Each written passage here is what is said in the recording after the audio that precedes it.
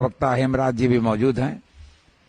इससे पहले कि कुछ कहूं, मैं एक बात आप लोगों के माध्यम से कहना चाहता हूं कि चंद्रयान-3 के सक्सेसफुल लैंडिंग के कारण हम सबका बहुत गर्व की बात हुई है और आप लोगों के माध्यम से हम चाहते हैं कि इनको बधाई और शुभकामनाएं मिले।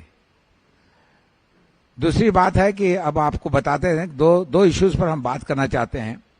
पहला है कि अति पिछड़ों के मसले पर भारतीय जनता पार्टी लगा के कथनी और करनी में भारी अंतर है। वो लोग अति पिछड़ा विरोधी रुख अपनाए हुए हैं, जिसके कारण बहुत ही लोग दुखी हैं भारतीय जनता पार्टी में।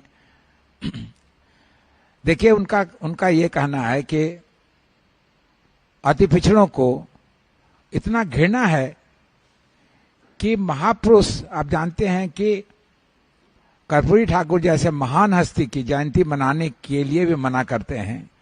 उसके बजाय वो ये कहते हैं भारतीय जनता पार्टी के लोग कि दीनदयाल उपाध्याय और श्यामा प्रसाद मुखर्जी की ही जयंती मनाई जाए और किसी की नहीं मनाई जाए। बताइए, कर्पूरी ठाकुर का योगदान क्या किसी से कम है क्या, जो ऐसी बात करते हैं? अति पिछड़ों को ये सिर्फ वोट बैंक तक सीमित रखना चाहते हैं, बल्कि ये कह दें कि उनसे वोट लेना पसंद करते हैं, लेकिन हक देना नापसंद है। उससे ज्यादा ये कहने की जरूरत है कि उनके लोग ये कहते हैं कि भारतीय जनता पार्टी अति पिछड़ों को केवल मजदूर समझती है, बल्कि उनकी हैसियत गुलामों जैसी है। इसलिए कुर्सी लगाने से, झंडा लगाने से, कुर्सी को आगे पीछे करने से, इससे बड़ी बात और कुछ उनके लिए नहीं है। भारतीय जनता पार्टी किसी हालत में भी अति पिछड़े को देखना नहीं चाहती, उसके लिए कोई काम नहीं करना चाहती। मैं इसलिए ये सब बात कर रहा हूं कि उनके बड़े बड़े अति पिछड़े के नेता ये कहते हैं, ये जो बात मैं कह रहा हूं कि हमको ये लोग जूते की नोक पर रखना चाहते हैं, जूते की नोक पर रखते हैं। आप समझ सकते हैं किस हद तक ये लोग जाते हैं नीचे, भारतीय जनता पार्टी के लोग, कम से कम अति पिछड़ों के लिए। दूसरा मसला जो है, आपको बता दें कि अभी जैसे हम लोगों ने मनाया कल अमर शहीद रामफल मंडल जी की पुण्यतिथि, उनको जैसे ही पता लगा कि हम लोग पिछड़ा नेता अमर शहीद रामफल जी को याद कर रहे हैं, वैसे ही उन्होंने अपनी तरफ से भी शुरू कर दिया। पिछले कई सालों से, 10 साल से तो मैं जानता हूं कि उन्होंने कभी नहीं मनाया रामफल मंडल जी का कार्यक्रम। तुरंत उन्होंने गूगल से लोड किया और उसको फ्रेम करा के 2-4-10 लोगों ने उसको माला पहना दिया। ये है उनका काम करने का तरीका, यानी काम नहीं, केवल झूठ प्रचार करना, झूठ बोलना, ये उनकी अपनी शहादत है, अपनी बात है। इस संदर्भ में एक बात और बता देना चाहते हैं कि कल हमारे जेडीयू ऑफिस में भी शहीद रामफल मंडल जी की जयंती मनाई गई थी। उसी तरह से कुछ लोगों ने, अच्छे संख्या में, मेरे ख्याल 150-200 लोग होंगे, वो एक पहाड़ी पर पटना पे एक जगह है जहां पर उन्होंने मनाया था। उनके 2 डिमांड थे। एक तो ये थे कि इस मोड़ को रामफल मंडल मोड़ कर दिया जाए और वहां पे जगह जो है उस पर एक मूर्ति लगा दिया जाए रामफल मंडल जी के। ये उनका डिमांड था। साथ ही साथ उनका इतना जोश भरा हुआ था, कल इतना आगे बढ़ के बात कर रहे थे। उन्होंने कहा, साहब ऐसा है, भारतीय जनता पार्टी चूंकि हम लोग के लिए कुछ नहीं करती सिवाय बात करने का, और ये सचमुच में जो लोग भारतीय जनता पार्टी को आपके राष्ट्रीय अध्यक्ष भी कहते हैं कि साहब ये भारतीय जनता पार्टी कुछ नहीं है, बीजेपी का माने है बड़का झूठा पार्टी। ये सही है, इसीलिए क्या कहते हैं, लगातार ये कुछ तो कुछ करते रहते हैं। आपको बता दें कि उन लोगों ने ये तय किया, कल पहाड़ी पर के लोगों ने तय किया कि साहब हम लोग 25 तारीख को, यानी परसों होकर के, आज तो 24 है, कल के बारे में हम लोग 1000-2000 लोग आएंगे। पिछड़ा नहीं, अति पिछड़ा के लोग, उसमें अधिकतर जो थे वहां मौजूद थे, वो धानुक समाज के लोग मौजूद थे। बोले सब लोग आएंगे और 25 तारीख को मीटिंग करेंगे। उन्होंने यही कहा है कि मीटिंग हम लोग आज जगह खोज के, उन्होंने हमको ये बताया कि विद्यापति भवन में जगह बड़ी मुश्किल से मिली है, 1 बजे से और 5 बजे के बीच में वहां वो लोग रहेंगे। और उसका उद्घाटन उन्होंने ये कहा कि हम उद्घाटन के लिए बुला रहे हैं दामोदर राउत, माननीय एमएलए दामोदर राउत जी को, और आप जो है उद्घाटन के लिए, और हम आप जो है हमारे मुख्य अतिथि रहिएगा। और 25 तारीख को आइए, हम लोग 1000-1500 लोग आएंगे, और आगे की रूपरेखा, आगे कैसे काम करना है अति पिछड़ों को, ये कम से कम बताइए। भारतीय जनता पार्टी जिस तरह से बिहेव कर रही है हम लोग के साथ, जिस तरह से काम कर रही है हम लोग के साथ, बहुत अन्यायपूर्ण है। इसको बदलना होगा। भारतीय जनता पार्टी के बारे में सारे अति पिछड़ों को बताना होगा, तभी कुछ बात बन सकती है।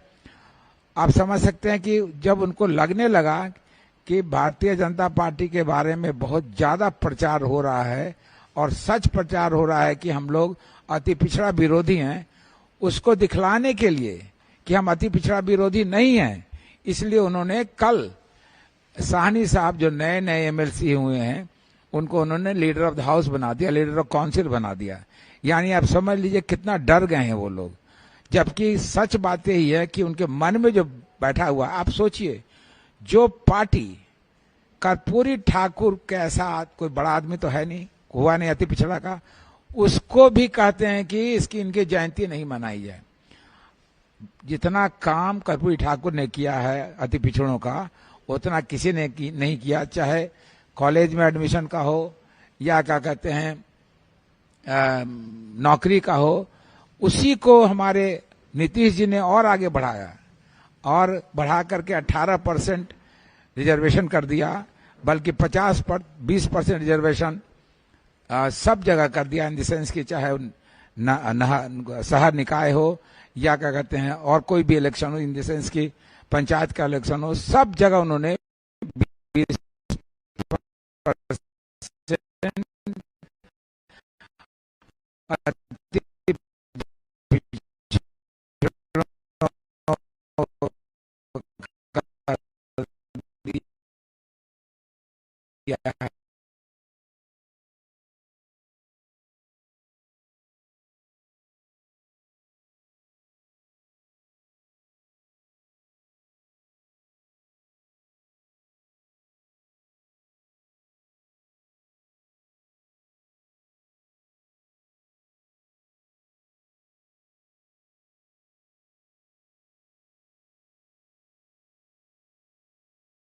है। ये बहुत बड़ी बात है। राजीव रंजन जी को अब इनका आदेश हुआ कि हमें भी अपनी बात रखनी चाहिए। तो साथियों, ये भारतीय जनता पार्टी जो अपने 9 साल के शासन काल में जो किया है, उससे तो साफ अंदाजा लग गया, ये बात जग जाहिर हो चुका है कि भारतीय जनता पार्टी दलित और पिछड़ों का घोर विरोधी है।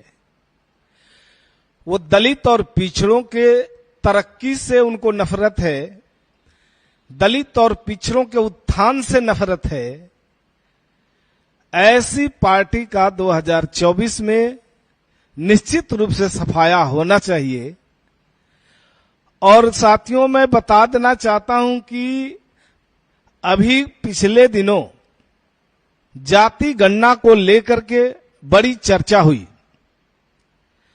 इससे पहले तो मैं ये बता दूं कि 2011 के बाद जो देश में जनगणना होनी थी 10 साल के बाद 21 में भारतीय जनता पार्टी ने जनगणना नहीं कराया देश में। और 21 में जब जनगणना नहीं कराया, उस समय कोरोना का बहाना करके टाल गई जनगणना को। तो इसके बीच में आप देखिए कि दुनिया के लगभग 80 से ज्यादा देशों ने जो कोरोना काल से जूझ रहे थे, दुनिया के 80 से ज्यादा देशों ने अपने अपने देश में जनगणना कार्य को 2022 में पूरा कर लिया है। 150 साल में भारत में पहली बार 10 वर्षीय जनगणना नहीं कराया गया। ये जो मोदी जी कहते हैं कि हम इतिहास रच रहे हैं, तो ठीक इतिहास उन्होंने एक बना दिया कि 150 साल में लगातार हर 10 साल पर जनगणना होती रही, लेकिन भारत में इस बार जनगणना नहीं कराया। पाकिस्तान जैसा गरीब देश ने भी अपने देश में जनगणना करा लिया 2022 में। अमेरिका ने तो 2021 में ही जनगणना करा लिया अपने देश में, और भारतीय जनता पार्टी देश में नहीं कराई जनगणना। फिर 2026 में देश में नया परिसीमन होना है, तो उस समय संवैधानिक संकट खड़ा होगा इस देश के अंदर। 2026 में कैसे होगा नया परिसीमन, ये देश के सामने चुनौती है। तो मतलब साफ है कि भारतीय जनता पार्टी के शीर्षस्थ नेता से लेकर नीचे तक सारे नेताओं के अंदर इस बात के लिए बहुत दर्द है कि अनुसूचित जाति और जनजातियों को लोकसभा और विधानसभाओं में सीटें सुरक्षित की गई है, और 11 के बाद अभी जो आबादी बढ़ी है देश में अनुसूचित जाति और जनजातियों की, उस हिसाब से सीटों की संख्या में भी बढ़ोतरी होनी चाहिए थी। तो जब जनगणना ही नहीं कराया भारत सरकार ने, तो फिर ये नया परिसीमन नए जनसंख्या के हिसाब से कैसे मिलेगा? ये देश के सामने एक बड़ा संवैधानिक संकट उत्पन्न होने जा रहा है। और साथियों, ये हम जिस बिहार में रहते हैं, हमारी सरकार ने सभी दलों के नेताओं को लेकर के केंद्र के पास गई और केंद्र सरकार से, मोदी जी से ये मांग किया कि बिहार में आपने तो जनगणना नहीं कराया, लेकिन हम बिहार में जाति गणना कराना चाहते हैं। चूंकि जाति गणना नहीं कराने से जो वंचित वर्ग है, पिछड़ा वर्ग है, उनके विकास के लिए हम एक अच्छी योजना नहीं बना पा रहे हैं, उसमें जो है दिक्कत आ रही है। इसलिए उनके लिए विकास के रास्ते खुले, विकास का उनके घर तक पहुंचा विकास, इसके लिए जरूरी है कि जाति गणना हो, ताकि इससे अंदाजा लगाया जा सके कि किस समाज का, किस जाति का लोग आर्थिक दृष्टिकोण से, सामाजिक दृष्टिकोण से किस स्तर पर है। तो केंद्र की सरकार ने इस पर मना कर दिया कि हम नहीं करा सकते हैं। तो फिर बिहार की सरकार ने, बिहार के मंत्रिमंडल ने इस प्रस्ताव को लाया, सर्वदलीय बैठक बुलाया। सर्वदलीय बैठक में भी सभी दलों के लोगों ने जो है इसका पुरजोर समर्थन किया, सर्वसम्मति से इस प्रस्ताव को पारित किया कि जब केंद्र सरकार नहीं करा रही है जाति गणना, तो हम लोग, बिहार की सरकार अपने खर्चे से राज्य में जाति गणना कराएगी। तो सभी दलों के लोगों ने समर्थन किया, भारतीय जनता पार्टी भी खुली तौर पर उसने भी समर्थन किया। लेकिन दुखद बात यह है कि अंदर तो समर्थन करती है भारतीय जनता पार्टी, लेकिन सड़क पर आकर इसी जाति गणना के विरोध में वो भ्रामक प्रचार करने लगती है, और कोर्ट में उनके लोग, उनके भारतीय जनता पार्टी से सीधा संबंध रखने वाले यूथ फॉर इक्वलिटी एक संस्था है, उसके लोग और संगीत कुमार, रागी, मक्खन लाल जैसे लोग कोर्ट में मुकदमा दायर करते हैं, और फिर जो है कुछ दिनों तक काम बाधित होता है जाति गणना का। फिर इधर हाल फिलहाल में जब हाई कोर्ट ने कह दिया कि ये जाति गणना अवैध नहीं है, वैध है, इसको होना चाहिए, तो जो आधार सरकार ने अपना पेश किया, जो अपना तर्क पेश किया कोर्ट के सामने, उन लोगों का तर्क फीका पड़ गया। चूंकि हम लोगों ने माना कि यह सत्य की जीत हुई है, फिर उसके बाद सरकार अपना काम जाति गणना का, जबकि उस समय पहले ही चरण में लगभग 80% काम पूरा हो गया था, लेकिन पुनः जब सरकार ने अपना काम शुरू किया, इधर ये लोग फिर इनके लोग जो है जाकर सुप्रीम कोर्ट में मुकदमा दायर करते हैं। और सुप्रीम कोर्ट में जाने के बाद तो आश्चर्यजनक बात तो यह है कि आपको ये भारतीय जनता पार्टी का चरित्र साफ हो जाता है। जब अखबारों में बयान देना होता था तो भारतीय जनता पार्टी के लोग कहते थे कि हम जाति गणना के विरोध में नहीं है, लेकिन जब कोर्ट में कार्रवाई की बात आती है तो तरह तरह के जो है अपना तर्क प्रस्तुत करते हैं और तरह तरह के लोगों को खड़ा करके, बड़े महंगे महंगे वकील खड़ा करके अपना पक्ष प्रस्तुत करते हैं। इनकी जो मंशा है वो साफ जाहिर हो चुकी है इनके मंशा से कि ये पिछड़ों और दलितों का घोर विरोधी है। और अभी हाल फिलहाल में आपने देखा कि अभी जब कोर्ट में, सुप्रीम कोर्ट ने भी इसको रोक लगाने से इनकार किया, एक तारीख तय कर दी, तो ये जो है अपना भारतीय जनता पार्टी का सॉलिसिटर जनरल जो है उसके माध्यम से फिर ये हाजिर होते हैं कोर्ट में और फिर अपना पक्ष रखते हैं कि ये जाति गणना नहीं होना चाहिए।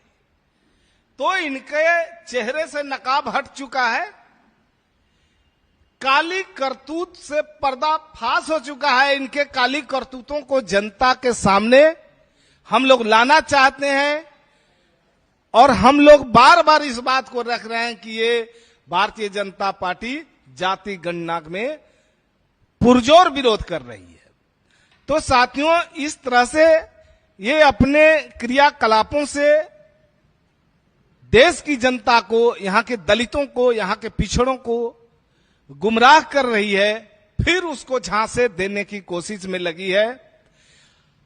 और तो और मैं आपको बता दूं कि अभी हाल फिलहाल आपने देखा कि 15 अगस्त के दिन देश के प्रधानमंत्री के आर्थिक सलाहकार परिषद के चेयरमैन,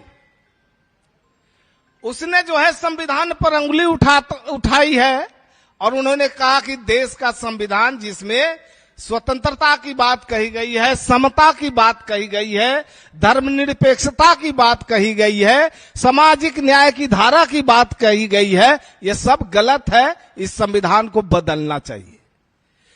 तो क्या मतलब लगाया जाए कि प्रधानमंत्री और उनके आर्थिक सलाहकार समिति के जो अध्यक्ष हैं वो इस तरह की बात स्वतंत्रता दिवस के अवसर पर अपना लेख प्रकाशित करते हैं, तो निश्चित रूप से हम कह सकते हैं कि देश के प्रधानमंत्री और ये भारतीय जनता पार्टी का पूरा साजिश है कि फिर अगर 2024 में इनकी सरकार आती है तो देश का संविधान बदल दिया जाएगा। धन्यवाद। लीजिए, कितना देर हुआ यार, कितना देर का है? इस प्रेस कॉन्फ्रेंस में उपस्थित मीडिया के मित्रों का अभिनंदन और स्वागत है। इस प्रेस कॉन्फ्रेंस में हमारे साथ हमारे दोस्त और प्रवक्ता, प्रदेश प्रवक्ता हेमराज जी भी मौजूद हैं। इससे पहले कि कुछ कहूं, मैं एक बात आप लोगों के माध्यम से कहना चाहता हूं कि चंद्रयान 3 के सक्सेसफुल लैंडिंग के कारण हम सबका बहुत गर्व की बात हुई है और आप लोगों के माध्यम से हम चाहते हैं कि